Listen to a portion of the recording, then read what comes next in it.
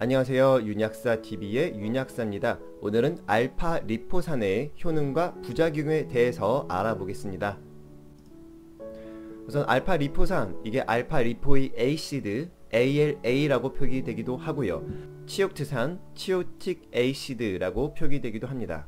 명칭은 다양하지만 똑같은 성분이에요. 알파리포산, 이 친구는 어떤 역할을 하느냐? 첫 번째로 많은 분들이 관심을 가지고 계시는 다이어트, 체중 감량 효과가 있습니다.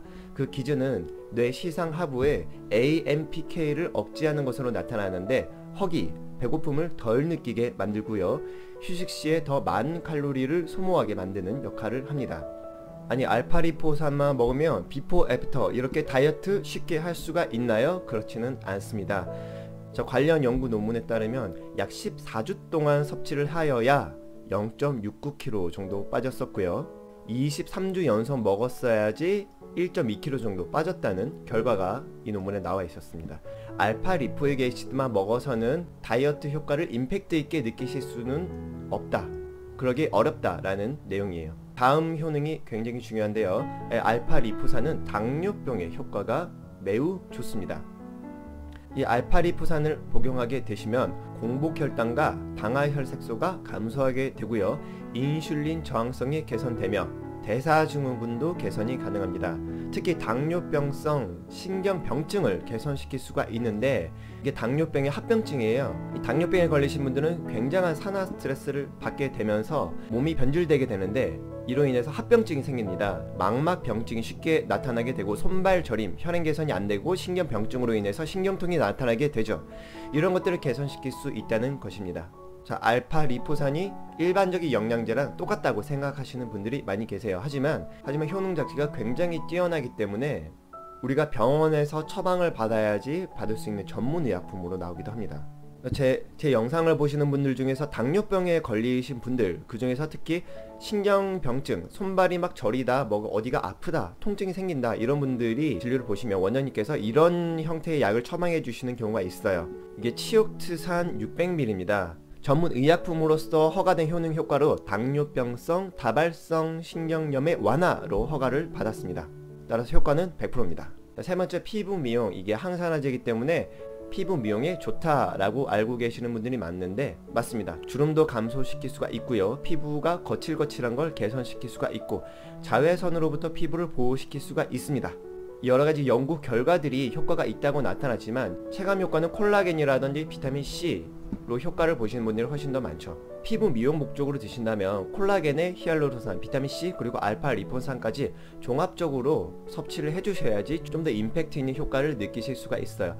자, 마지막으로 알파 리포산의 핵심 효능 중에 하나, 만성염증을 개선시킬 수 있다.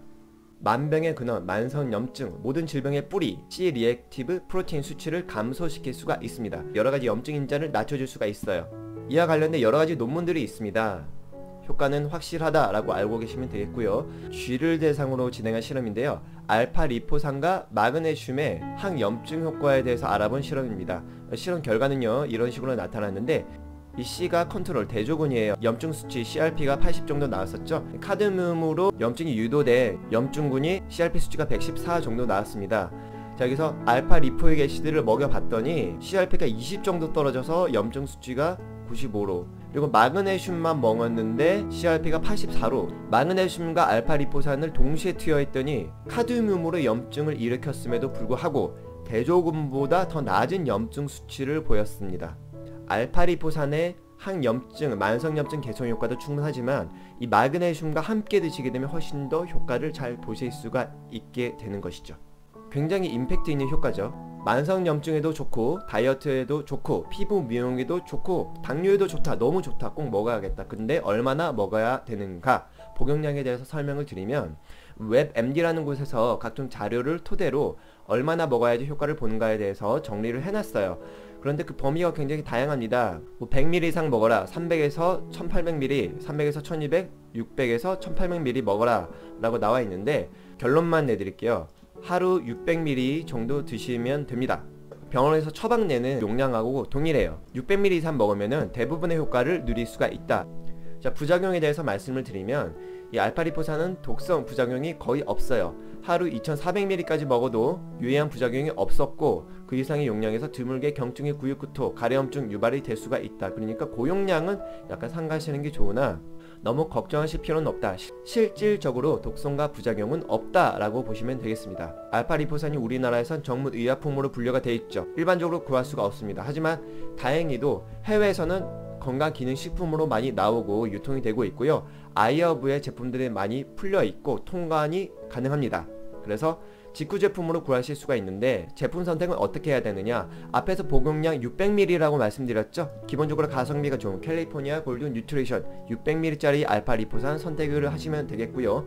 나는 고급 형태의 알파리포산이 먹고 싶어, 알폼의 알파리포익 애시드, 나트륨화 되어 있는 이런 흡수율이 높고 효과가 좋은 형태를 먹고 싶다. 그런데 100ml 조금 부족합니다. 한 200ml 이상은 드셔야지 효과가 충분히 있다. 결론만 말씀드리면 알파리포산 형태로 600ml 이상 드시고 활성형 형태는 200ml 이상 드셔라. 자세한 건 블로그 링크에 들어가시면 나와 있습니다.